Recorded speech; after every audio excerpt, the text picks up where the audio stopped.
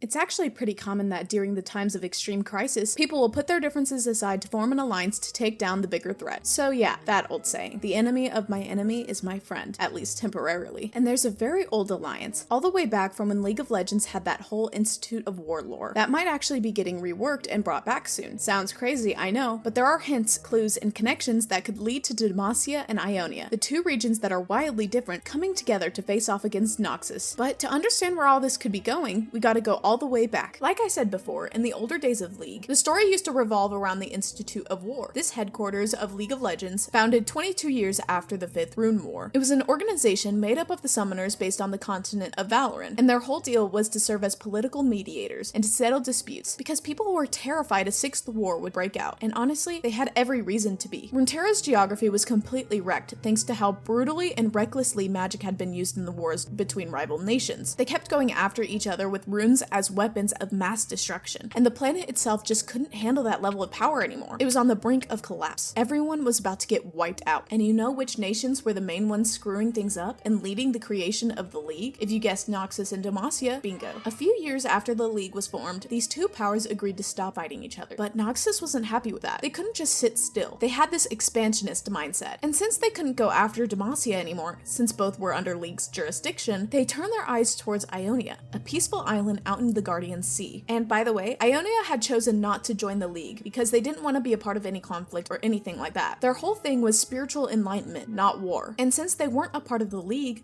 couldn't step in to protect them or anything. Noxus saw a golden opportunity. The Noxian High Command thought Ionia was weak, just a land full of soft things that couldn't defend themselves. So Noxian spies started getting in close, negotiating aggressively with Ionia, traveling to the island to study weaknesses and to find critical targets. Once their plan was ready, Noxus launched the invasion. The southern provinces of Ionia were the most open to trade, which also made them some of the wealthiest. That's where Noxian forces landed, under the cover of night. After running into a little resistance, they secured their first breach hands and launched the full-on invasion. The invasion rolled forward with Noxus holding a huge advantage, but Ionia didn't surrender. In response to the growing resistance, Noxus brought in Zonite mercenaries. And if you think Noxians are bad, Zonites were worse. These mad scientists brought in all kind of horrific tactics, unleashing their twisted creations on the people. That nightmare is what finally triggered Ionia's wrath. Calling on all their strength and martial traditions, Ionia fought back. Ionian warriors managed to push the invaders into a stalemate, forcing them to retreat to their strongholds on the island. But despite the losses, Noxian forces still held 3 of the richest provinces in the south: Galran, Navori, and Shonjan. Ionian diplomats tried to apply political pressure on Noxus, hoping to get them out, but the Noxian High Command claimed they were there for the good of the people. They said Ionia had failed to keep up with the modern world, and that there were plenty of Noxian sympathizers who supported the occupation. 7 years after the invasion started, the remaining Ionian families, led by Duchess Karma, decided they only had one option left. And yeah, quick pause. Karma used to be the Duchess back then, not the whole spiritual avatar soul reincarnating guide we know now. This was her old design, by the way. She ended up becoming the traditional Karma skin when the champion got reworked into the version we know today. Never fear change. You can still buy the skin in the store. Wild how much the art's evolved. Anyway, back to the story. Karma and those families petitioned to join the League of Legends so they could get a match to kick Noxus out once and for all. But they made it very clear to the world that Ionia was being forced to join the League just to protect itself. Their petition was accepted, and the match was set. The Judgment on the Isle was one of the most famous matches of all time. Unfortunately, for the people who were wronged, Ionia lost, even though there were some really questionable circumstances. Some folks still claim Noxus only won because of pre-game tampering. Messed up, right? People were cheating even back then. And if you're wondering, wait, how did Ionia lose? Isn't that what the Ionian Boots of Lucidity event was about, where they beat Noxus? That was from a different rematch game that happened later, not relevant to this video. Anyway, back to the Journal of Justice from that era. To this day, Noxian forces still occupy southern Ionia. Ionian natives are treated like second-class citizens under the Noxian elite. Soldiers, political descendants, and basically anyone who's seen as a threat get thrown into labor camps. The invaders keep looting resources and shipping everything back to Noxus. There's a ton of political pressure, especially from Demacia, for them to leave. But the Noxian High Command insists that they'll only leave once Ionia's modernized enough to compete and defend itself from outside threats. So yeah, the situation stayed like that, all because the League ruled it was legal. There's still 8 years left before southern Ionia can legally challenge Noxus again for independence. But protests have been rising across Ionia, like the self-immolation by monks, challenging the League's authority. Ionian leaders say that 15 years is way too long to to let an occupying force stay. They say Noxus took advantage of the League back when it was still forming, and even though Noxus insists that these protests are borderline illegal, public opinion heavily sides with Ionia. Then something happened that just made the fire worse, literally. In Ionia's famous Lotus Garden, monks from the Shojin Monastery gathered to protest the Noxian occupation of the Nevori province in the south. One of these monks was Lee Sin. He gave an inspiring speech against what many saw as Nox's unjust occupation. Then he covered himself in lamp oil, sat in a meditative pose, and set himself on fire. Another quick pause. This thing Lee Sin did was inspired by a real event. A Vietnamese monk named Thich Quang Doc set himself on fire on June 11th, 1963, in Saigon, South Vietnam. It was a protest against religious persecution by the government of Ngo Dinh Diem. Yeah, this was him during the protest. The photo was taken by journalist Malcolm Brown, and it won a bunch of rewards. Same with the report by David Halberstam. Insane stuff. And I'm pretty sure Riot took direct inspiration from that. The Shojin monks have practiced healing martial arts for generations, but Lee still would only have to survive in a suspended state of agony for days. Basically, the same state I'm in when I see you haven't liked the video, subscribe to the channel, or consider becoming a member to unlock all kinds of cool stuff, like picking video topics or getting early access. Anyway, when the last leaf falls from the little bonsai tree next to him, his time will be up. Nobody knows what the monks will do if nothing happens before that. And get this, when that happened, 100 miles away, Soraka, the daughter of the stars from Ionia, broke down in tears when she heard the news. Yeah, Soraka used to be Ionian. She said it was a sad day when peaceful Shojin monks had to resort to such extreme measures. That Ionia is a land of enlightenment, and if the only way to get help is something that horrifying, things were way past grim. She hoped the rest of Runeterra would finally see the cruelty her people were suffering under Noxian rule. Then Katarina responded. Speaking for her father and the rest of Noxian High Command, she said Noxus was in Ionia for the good of the people. Same old excuse about the place being outdated. She also called Lee's act a tragedy, but said it wasn't a message from the Ionian people, just from those unwilling to embrace the future. Public outrage was massive. People from Vandal City, from Fjord, from Demacia, all over were furious. Images spread across the civilized world, showing up on every crystal screen and spinning thread connected to the network. Wait a second, Runeterra used to sound more advanced. Screens and a network? Is this like smart TVs and Wi-Fi? Whatever. While Lee was burning, some people in the crowd tried to put him out, but he stopped his meditation just long enough to hold them off with a firm gesture. There's even some official art of it, and honestly, this old Lee Sin was way cooler than the current one. Anyway, after a while, Ionia pushed again for a rematch through the League. Leading the charge was Irelia, captain of the Ionian Guard. She's credited as one of the key leaders of the Ionian resistance during the Noxian invasion. A lot of Ionians believe Noxus would have conquered everything if not for her. She's basically a symbol of freedom now. And so the conflict kept escalating until eventually Ionia started getting serious support from outside of its borders. In a surprisingly bold speech, Jarvan IV himself, Crown Prince of Demacia, spoke out against the occupation. And listen closely to what he said. Who among us believes these Noxian lies? Who among us doesn't know the truth? I'm tired of wading through the political double talk. Noxus invaded Ionia as no more than thieves or bandits. They continue to operate as such, remaining neatly between the lines of the edicts of the League of Legends. Those who remain silent do so out of fear. I'm not afraid. I will oppose villainy wherever I find it, without compromise. If the League is unwilling to remove the Noxian infestation, then I will visit Ionia myself. Insane, right? That brings us to what's happening now in the current League story. The Awaken cinematic shows the start of the second Noxian invasion, and even reveals some of the fighters. And this time, even the Kinku, who stayed neutral during the first invasion, are stepping in. That's probably thanks to Yunara, because back in her day, there was no just sitting around meditating and hoping balance would fix itself. She made a pact with the patron spirit and went straight to war against the Darken. Check out what she tells Shin. Perhaps your wayward protege was right to call you a spineless coward.